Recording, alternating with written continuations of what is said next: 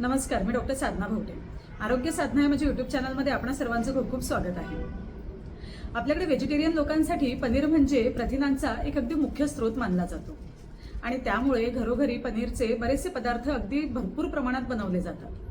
पण तुम्हाला हे माहीत आहे का की आता काही दिवसांपासून खऱ्या पनीरच्या ऐवजी बाजारामध्ये अॅनालॉग पनीर अगदी सर्रासपणे विकलं जातंय. रेस्टॉरंट्समध्ये, हॉटेलमध्ये त्याचा अगदी मोठ्या प्रमाणात वापर केला जातोय आणि याचं कारण आहे त्याची असलेली कमी किंमत.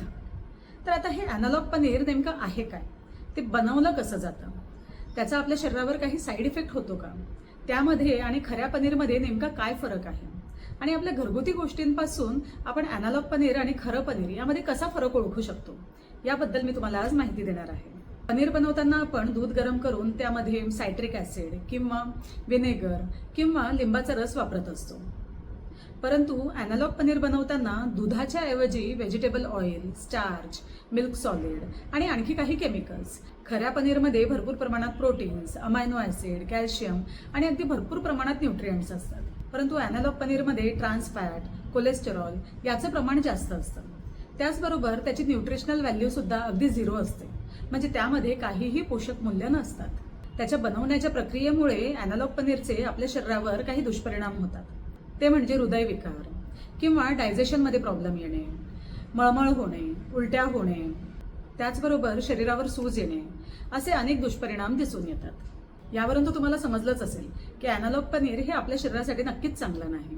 आता आपल्या घरी आलेलं पनीर हे खरं पनीर आहे की अॅनालॉग पनीर आहे हे नेमकं ओळखायचं कसं?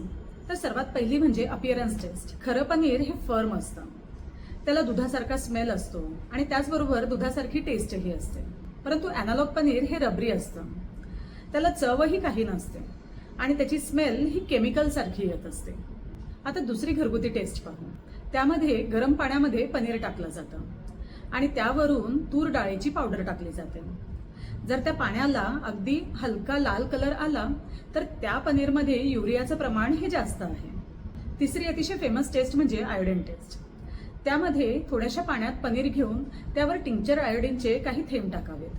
जर त्या पाण्याला निळा कलर आला तर त्यामध्ये स्टार्चचं प्रमाण गरजेपेक्षा जास्त आहे हे समजावं. चौथा आणखी सोपा उपाय म्हणजे जेव्हा आपण बाजारातून पनीरचं पॅकेट घेतो तर त्या पॅकेटवरचे लेबल वाचावेत.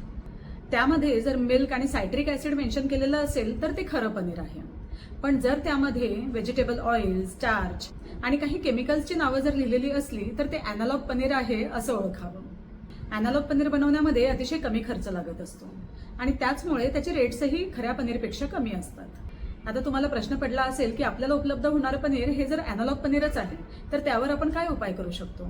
तर त्यामध्ये एकतर तुम्ही घरच्या घरी पनीर बनवू शकता किंवा सोया पनीर हा त्यावर अतिशय चांगला उपाय आहे. सोया पनीर कसं बनवलं जातं, त्याचे फायदे काय काय आहेत, थायरॉइडचे पेशंट सोया पनीर घेऊ शकतात का, याबद्दल मी पुढच्या व्हिडिओमध्ये पूर्ण सविस्तर माहिती देणार आहे. तर आजचा हा खरं पनीर आणि अॅनालॉग पनीर याची माहिती देणारा व्हिडिओ जर आपल्याला आवडला असेल आणि इन्फॉर्मेटिव्ह वाटला असेल तर या व्हिडिओला लाईक करा आणि शेअर करा आणि माझ्या आरोग्य साधना या चॅनलला सबस्क्राईब करायला विसरू नका. थँक्यू.